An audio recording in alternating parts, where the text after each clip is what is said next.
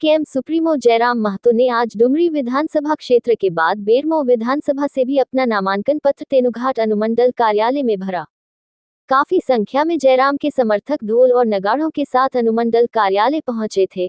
वहीं गोमिया विधानसभा के इसी पार्टी के प्रत्याशी पूजा महतो ने भी अपना नामांकन पत्र दाखिल किया।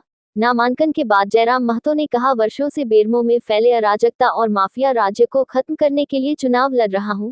मुझे दोनों विधानसभा क्षेत्र में अपार जन समर्थन मिल रहा है। जयराम महतो ने तेनुघाट में नामांकन के बाद चुनावी जनसभा को भी संबोधित किया। पार्टी है और इस पार्टी में फिलहाल केंद्र अध्यक्ष होने के नाते और जो राज्य का माहौल है, इस पार्टी का सेंट्रल फिगर है, हम सेंट्रल पॉइंट है। हम उस लिहाज से मेरी 2 सीटों पे लड़ना मेरी पार्टी के विस्तार के लिए सहायक है और मेरी पार्टी के जो आस पड़ोस के जो प्रत्याशी होंगे उनको एक बूस्टअप एनर्जी मिलेगी। क्या डुमरी उससे संतुष्ट नहीं थे? नहीं, बिल्कुल संतुष्ट हैं, लेकिन मैंने पहले ही चुनाव लोकसभा जैसे ही संपन्न हुई थी और मैंने कहा था कि विधानसभा का चुनाव मैं एक जंगल से लड़ूंगा, दूसरा कोयले की खदान से लड़ूंगा। मैं अपने वचन पर अडिग हूँ।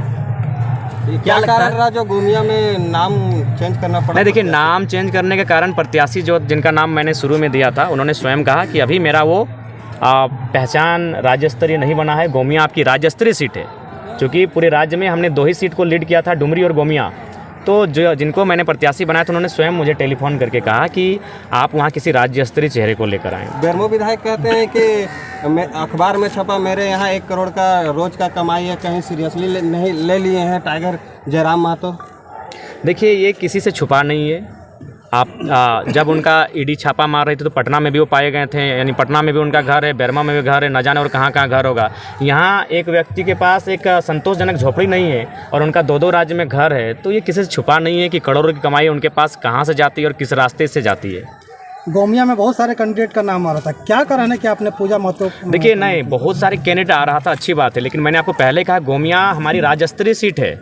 81 विधानसभा में डुमरी, गोमिया, बेरमो, टुंडी, मांडू, रामगढ़, ये हमारी राज्य स्तर में चर्चित सीटें हैं और उन सीटों पर मैं उन्हीं चेहरों के साथ जाऊंगा जो राज्य स्तर में चर्चा का विषय है, जिनको राज्य जानता हो। बेरमो कोयलांचल में आउटसोर्सिंग कितने सीट पर जीत का दावा है सर? देखिए, अगर आप ये सवाल किसी भी पार्टी के लीडर से पूछेंगे तो वो बहुमत की बात करेंगे। मैं भी बहुमत पर विश्वास करता हूँ और मुझे विश्वास है बहुमत की सीटों के साथ हम लोग सदन में जाएंगे। आउटसोर्सिंग कंपनियों में प्राइवेट मजदूरों की शोषण की बातें आती रहती है। देखिए, आपके सवाल का उत्तर ही जयराम महतो है। उस शोषण के प्रतिकार के रूप में ही मेरा राजनीति में उदय हुआ है, नहीं तो बिना पाँव में चप्पल नहीं, एक टी-शर्ट, एक साधारण ट्राउजर में आज राज्य को हिलाने वाला शख्स जयराम महतो बना है। तो रीज़न ही है कि आज उन शोषितों की आवाज़ बनकर ही मैं आया हूँ। विस्थापित का मामला हो, कोयलांचल का मामला हो या उद्योगों में ज़मीन अधिग्रहण का मामला हो, मैं उन्हीं की आवाज़ बनकर आया हूँ। और बेरमो मेरे आने का उद्देश्य, चूँकि बेरमो मुझे यहाँ की हवा ने बुला कर लाया है। मैं गोमिया और मांडू के लिए रुख कर रहा था, उन दोनों सीटों पर मैंने तैयारी भी जोरदार की थी, विशेषकर मांडू में, लेकिन बेरमो मेरे आने का रीज़न ही यही है कि यहाँ मुझे सामाजिक न्याय को स्थापित करना है। यहाँ जो लोग प्रत्याशी बने हैं, जो 2 महत्वपूर्ण चेहरे, वो बिल्कुल सामाजिक न्याय के विपरीत हैं, वो समाजवाद के विपरीत हैं, वो केवल और केवल व्यक्तिवाद और अपने परिवारवाद की राजनीति करते हैं। ये किसी से छुपा नहीं है। आने वाले झारखंड में अगर विधानसभा सीट अगर आप निकालते हैं तो क्या क्रांति नजर आएगा झारखंड में? देखिए, हमने स्पष्ट कहा है कि सामाजिक न्याय की बात होगी। हर व्यक्ति को ये सच में आभास होगा कि झारखंड लाखों आंदोलनकारियों की शहादत के बाद मिला है, उसे इस राज्य के होने का अनुभूति प्राप्त होगा। प्रत्याशी घोषणा करने के बाद कार्यकर्ताओं में मतभेद नजर आ रहा है। स्वाभाविक है, नई पार्टी है और जो भी प्रत्याशी आवेदन दिए थे सबका अपना अपना एक ग्रुप बना हुआ था, लेकिन मुझे अपनी जनता पे विश्वास है। जिस जनता ने मुझे भारत के इतिहास में, झारखंड के इतिहास में बिना सिंबल के 8.5 लाख वोट दिया है, उस जनता पर मुझे पूर्ण विश्वास है। 2 जगह से चुनाव लड़ रहे हैं, 2 जगह से चुनाव लड़ रहे हैं, अगर दोनों सीट निकलती है तो किस सीट का चुनाव करें? जी, पहले आपका उत्तर, बेरमो की जनता को मेरा यही संदेश होगा कि आप याद कीजिए 1970-1980 के दशक को, किस प्रकार हमारे पूर्वजों को सताया जाता था, हमारे उत्पीड़न शोषण का सामना करना पड़ता था और किस प्रकार हमने झारखंड अलग राज्य की लड़ाई लड़ी थी। आज बेरमो उसी मुहाने पे आके खड़ा है। जो 2 व्यक्ति बड़े चेहरे हैं, बिल्कुल उसी आंदोलन के जो विपरीत लोग थे, उसी विचारधाराओं के लोग हैं। अगर बेरमो से जीतते हैं सर तो पहला काम क्या करना चाहेंगे? देखिए, सबसे पहला काम जो भी लंबित मामले CCL में हैं, DVC में हैं, BTPS CTPS में हैं, उन लंबित मामलों को समाधान किया जाएगा।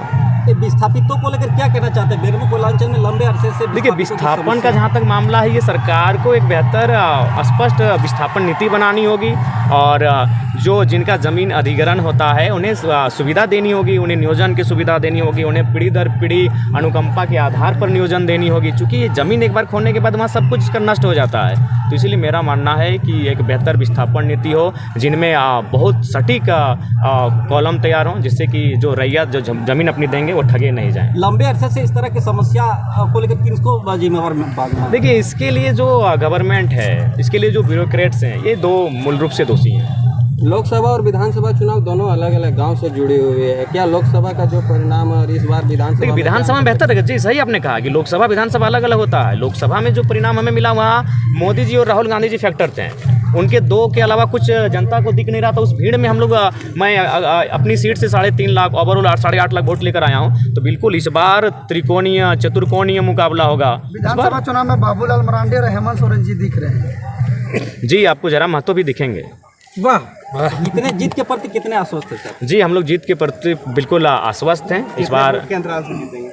हमें लगता है कि वोट का मार्जिन 10 से 15 हज़ार के बीच रहेगा। उससे भी ज़्यादा, अगर दोनों सीट से जीते सर तो प्राथमिकता कौन सी सीट? देखिए, उस समय हम लोग अपनी एक कमेटी की बैठक बुलाएंगे। दोनों विधानसभा में हमारे जितने भी कार्यकर्ता हैं, पदाधिकारी हैं, उनको बुलाएंगे और उनके बीच एक परिचर्चा होगी। उसके बाद किस सीट को रखना है, किस सीट को छोड़ना है, उस पर डिस्कस करेंगे। आखिरी सवाल सर, अगर जीतते हैं तो बेरमो कोयलांचल में ऐसा कौन सा कार्य कीजिएगा पहले प्राथमिकता? देखिए, आपको तो मैंने कह दिया कि जो भी ज़मीन संबंधित मामले हैं, डीवीसी का मामला हो, सीसीएल का मामला हो, बीटीपीएस सीटीपीएस का मामला हो, उन मामलों का निपटार किया जाएगा। और चूँकि बेरमो में कोयलांचल के अलावा हमारे एक भाग आता है जरीडी में ब्लॉक लेवल की समस्याएं हैं। वहाँ जितने भी पदाधिकारी आते हैं उनको प्रोटोकॉल के हिसाब से कार्य करने के लिए प्रेरित किया जाएगा कि आप जो है रेवेन्यू विलेज में जाएँ, उनका दौरा करें, ब्लॉक में किसी प्रकार की धांधली ना हो। तो बेरमो विधानसभा मूलतः कोयलांचल के लिए जाना जाता है। इसीलिए कोयलांचल के कारण जो ज़मीनें गई हैं, जो नियोजन रुका पड़ा है, जो शोषण दमन का दौर देखा है, उस पर विराम लगेगा। एक आखिरी सवाल बेरमो जिला बनाओ को लेकर के काफ़ी मुखर होकर के ये संघर्ष रहा, आंदोलन भी लोग यहाँ पे किए हुए हैं। आपसे क्या रहेगा कि आने वाले जी, अगर बेरमो के निवासी अगर बेरमो के लिए अलग जिला की मांग करते हैं तो बिल्कुल किसी भी प्रांत को छोटा इसलिए किया जाता है ताकि सुविधा बढ़े। तो अगर किसी के प्रांत को, किसी जिला को, किसी पंचायत को, प्रखंड को अगर हम छोटा करते हैं, उससे जनता की अगर सुविधा बढ़ती है तो हमें करना चाहिए। उसके लिए हम तत्पर हैं। धन्यवाद।